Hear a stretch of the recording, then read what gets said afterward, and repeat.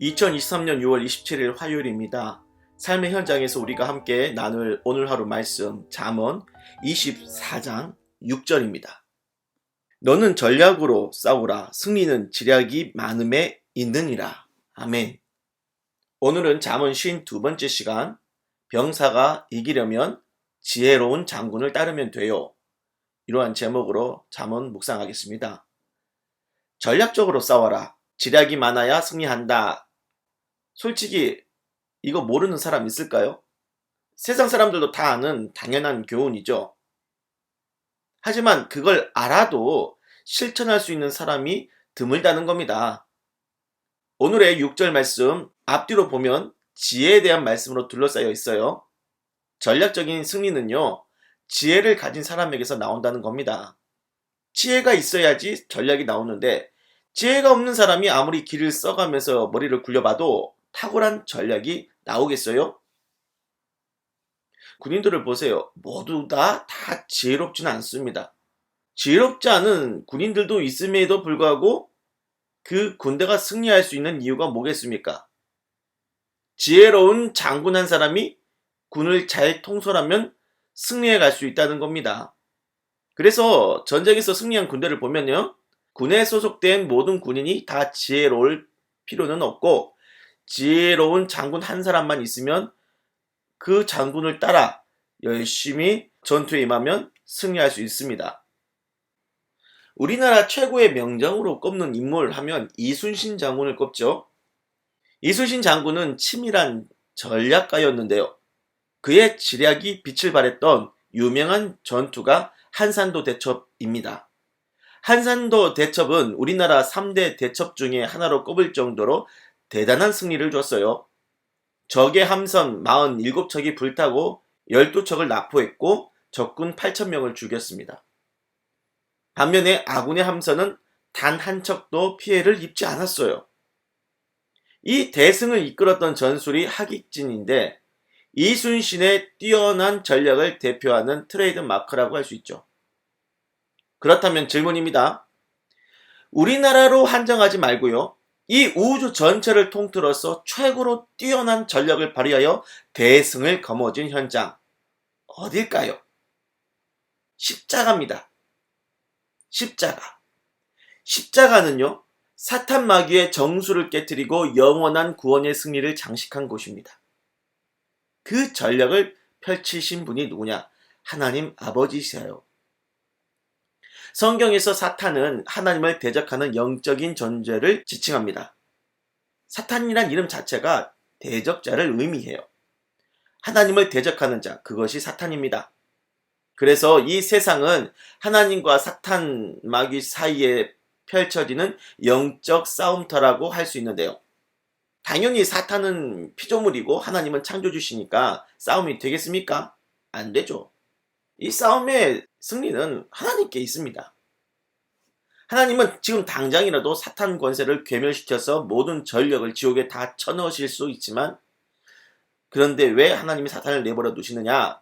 당신이 계획하신 구원의 완성을 위해 잠시 놔두고 계신 것뿐입니다. 즉, 사탄은 하나님의 인류 구원을 위해 사용되고 있는 빌런이죠. 사탄이 하나님을 공격한다는 것 자체는 불가능합니다. 그저 사탄은 하나님의 인류 구원을 방해하는 데 전력을 쏟고 있는 형편이라고 보면 되겠습니다. 하지만 인간 입장에서 보면 사탄은 너무나 지혜롭고 이기기 힘든 존재죠.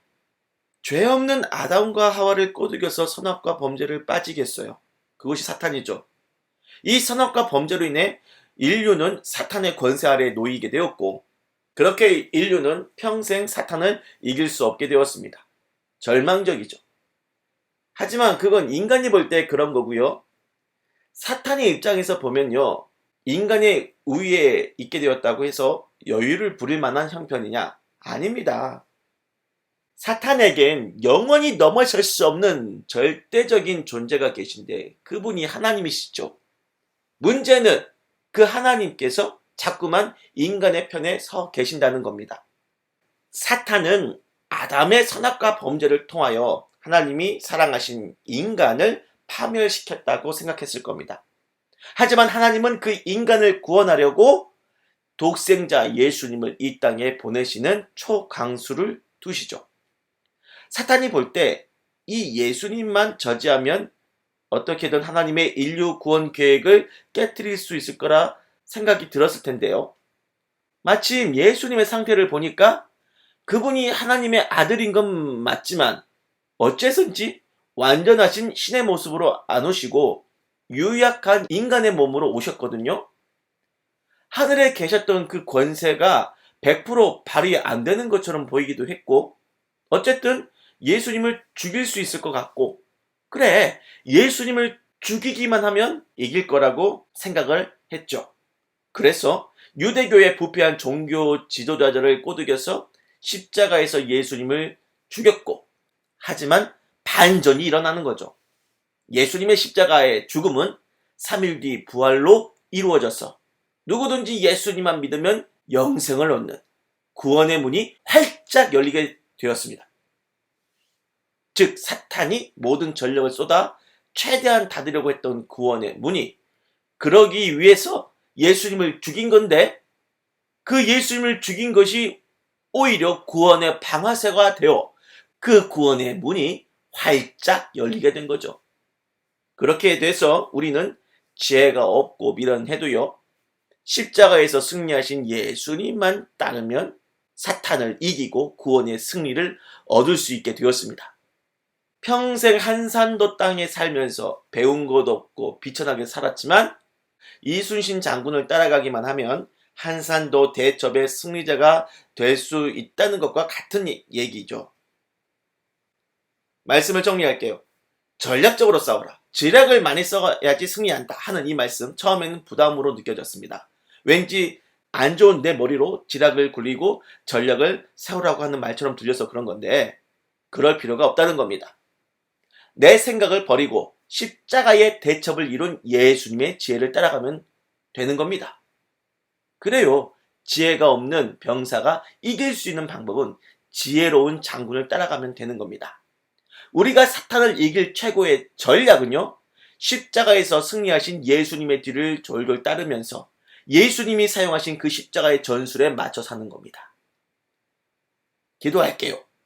주님, 우리는 정말 승리를 원합니다. 인생에서의 진정한 승리를 원해요. 그 승리를 위해 우리의 삶을 주님께 맡기겠습니다. 나의 생각과 나의 계획을 버리겠습니다. 그렇게 자기를 부인하고 자기 십자가를 지고 예수님을 따르게 싸우니 승리의 주님, 마음속에 패배감을 씻어주시고 우리에게 진정한 승리의 기쁨을 주옵소서. 예수님의 이름으로 기도드립니다. 아멘.